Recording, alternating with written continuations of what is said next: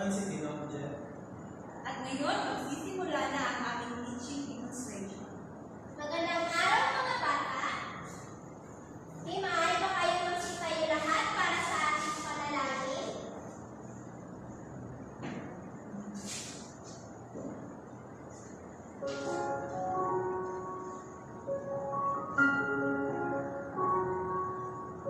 In the name of the Father, and of the Son, and of the Holy Spirit.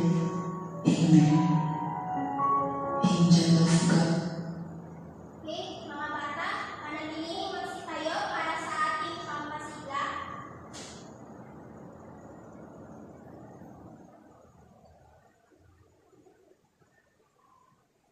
If you're happy and you know it.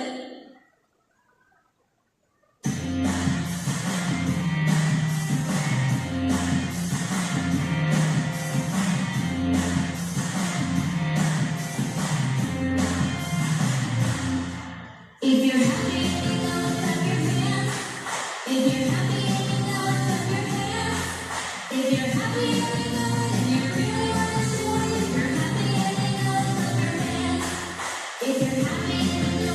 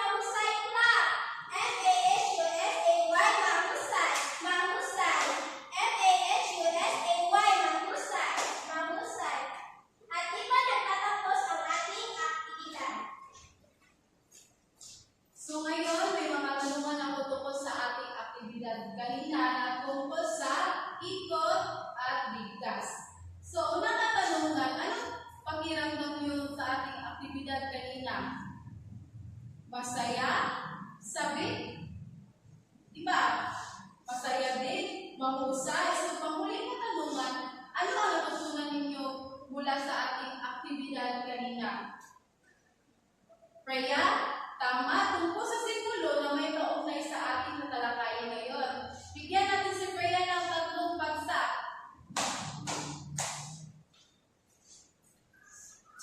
At ngayon, tatalakayin naman natin ang bugtong, palaisipan, salawitain, at kasabihan. Ano nga ba ang bugtong? Ito ay nangangailangan ng maingat na pagsusuri o pag-iisip upang makuha ang tumpang sagot. Halimbawa, bugtong-bugtong, hindi pari, hindi hari, nagdadamit ng sari-sari. Tama ang sampayan.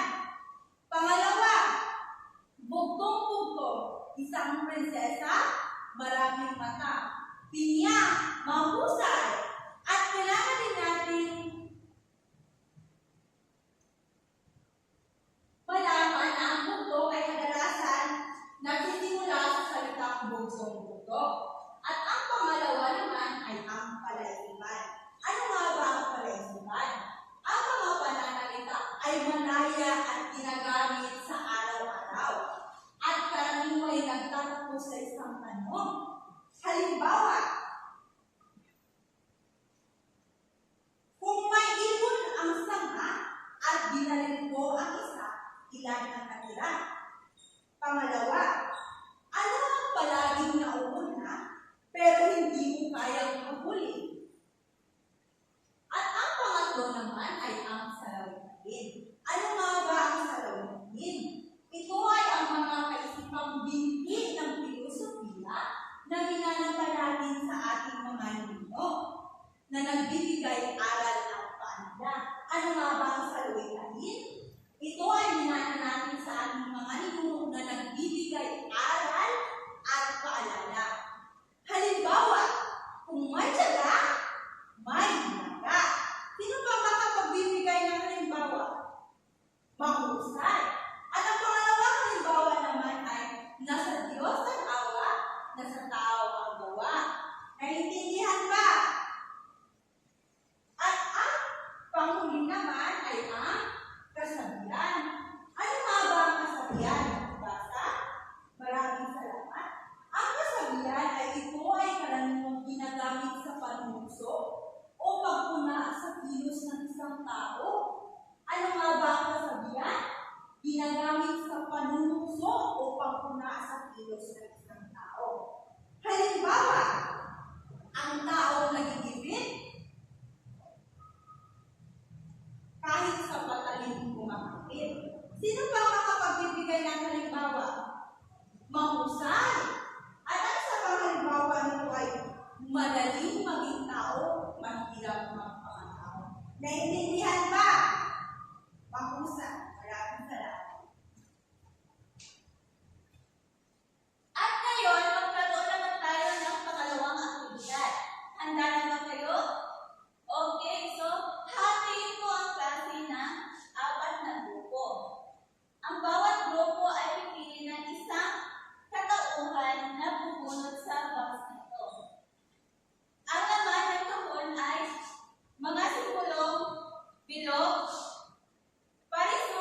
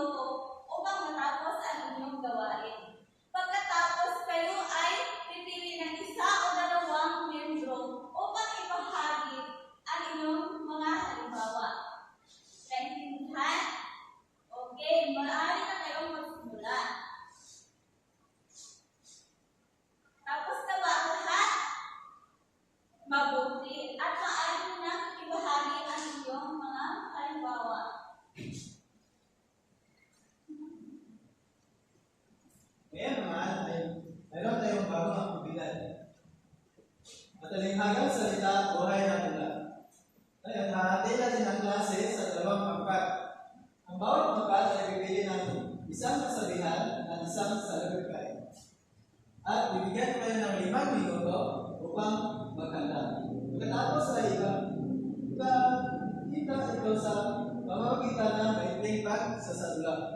So, naintindihan ba? Okay, magaling. So, dito ang unang pangkat, ito naman ang pangalawang pangkat. So, maaari na kayo magsimula. Tapos na ba? Okay, una tayo sa unang pangkat. Okay, magaling. So, bigyan natin sila ng 3 palakpakan. 1, 2, 3. Dito naman sa pangalawang pangkat. Okay, magaling. So, bigyan natin sila ng 3 palakpakan. 1, 2, 3. So, gustuhan niyo ba ang ating aktibidad ngayon? Okay, mabuti. So, ngayon naman, para sa ating 3 magaling, umili ng isang tugtong, palaisipan, sa lawikain o kasabihan na may mahalagang kahulugan para sa iyo. Ipaliwanag kung bakit mo ito napili, paano ito makakatulong sa iyong buhay, at magbigay ng isang sitwasyon kung kailan ito maaaring gamitin. At isulat ito ng maayos sa malinis na papel. Intindihan ba? Okay, mabuti. So, diyan natatapos ang ating aralin ngayong araw. So, maraming salamat sa inyong pakikinig hanggang sa susunod na